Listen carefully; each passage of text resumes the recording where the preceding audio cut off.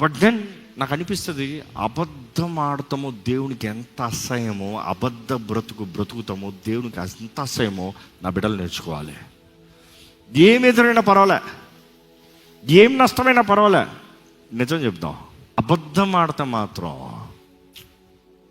దాని మమ్మీ ముందే చెప్పేస్తుంది, వెళ్ళి తిన్నగా నిజం చెప్పి, లేకపోతే నీ దగ్గరికి ఎవ్వడు రాలేడు, మీ డాడీని ఎవ్వరు ఆపలేరు. బికాజ్ నేనేం చూస్తాను తెలుసా, వాడు బాగుపడాలి, పడవకూడదు. ఒక్క అబద్ధం ఆడి వాడు తప్పించుకుంటాను నేర్చుకున్నాడు అనుకో, ఆ దినము నుండి ప్రతి నోటి మాట అబద్ధమే వస్తుంది.